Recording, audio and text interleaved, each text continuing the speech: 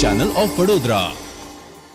છોટાઉદેપુર જિલ્લાના કવાડ ખાતે યોજાનાર ગેરના મેળાના મુદ્દે કલેક્ટર કચેરી ખાતે એક પ્રેસ કોન્ફરન્સનું આયોજન કરવામાં આવ્યું હતું। ગેરના મેળામાં ગુજરાત, મહારાષ્ટ્ર અને મધ્યપ્રદેશના સરહદી વિસ્તારના આદિવાસી ઘેરૈયા 5 દિવસ આકરા ઉપવાસ કરી ઘેર ઉઘરાવે છે। ગેર મેળાનું મુખ્ય આકર્ષણ લોકવાદ્યોના તાલ પર તાલબદ્ધ ઘેરૈયા નૃત્ય કરતા ઘેરૈયા છે।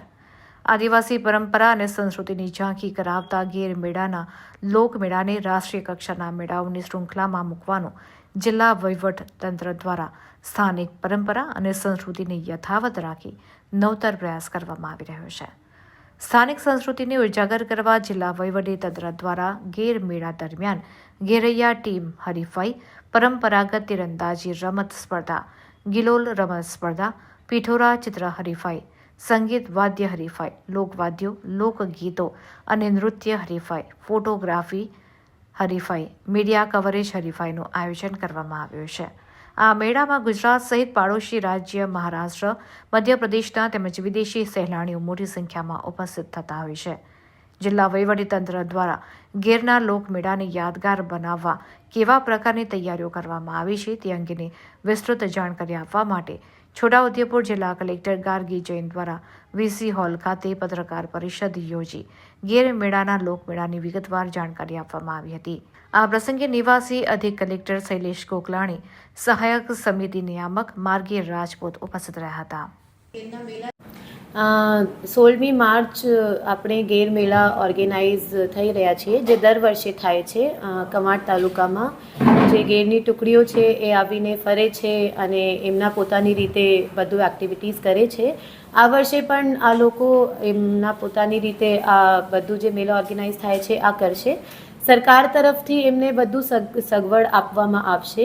એના જે જુદા જુદા રીતિઓ છે આ બધા લોકોને ખબર પડશે। દાખલા તરીકે પિથોરા પેઇન્ટિંગ છે, એની વિધિઓ છે અને એમની જુદા જુદા જે ગેરની ટુકડીઓ પરફોર્મ કરે છે, જેવી રીતે વેશભૂષા પહેરીને આવશે, આ બધા આપણે નેશનલ સ્ટેજ ઉપર બધાને ખબર પડશે। એના માટે સારી રીતે અમે લોકો અહીંયાથી પ્રયત્ન કરીએ કે ડોક્યુમેન્ટેશન કરાવીને બધાને ઇન્ફોર્મેશન અપાવીએ। એના પછી એના માટે બધી સગવડ સરકાર તરફથી કરવામાં આવશે। ટ્રાફિકની કંઈ પ્રોબ્લેમ નહીં થાય, સાફ સફાઈની પ્રોબ્લેમ નહીં થાય, ટોયલેટની સુવિધા, આ બધું સુવિધાઓ કરવામાં આવશે।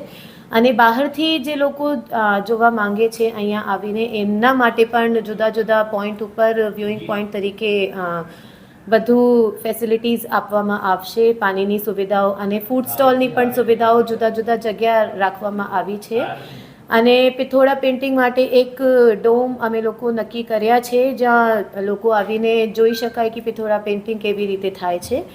એના પછી ટ્રાયફેડ અને ગુર્જરી મારફતે જે જુદા જુદા ટ્રાઇબલની વસ્તુઓ છે એની પણ સ્ટોલ ત્યાં નાખવામાં આવશે, જેનાથી બધા લોકોને ખબર પડશે કે શું શું આપણે અહીંયા મળે છે અને શું શું વેચાણ આ લોકો કરી શકાય। તો એના મારફતે પણ બધા જે આપણા લોકો છે એમને સગવડ મળશે। એના સિવાય સરકાર તરફથી કંઈ ઇન્ટરફેરન્સ કરવામાં આવશે નહીં। એમના પોતાના કાર્યક્રમ છે, પોતાની રીતું કરવાનું છે। અમે લોકો ફક્ત એમને સગવડ આપીએ। એના સિવાય એમના જે જુદા જુદા સ્પર્ધાઓ હોય છે એના માટે અમે લોકો અહીંયાથી પ્રોત્સાહન આપવા માંગીએ છીએ। તો સ્પર્ધાઓ છે આ 10મી તારીખે, 15મી તારીખે અને 16મી તારીખે થવાની છે।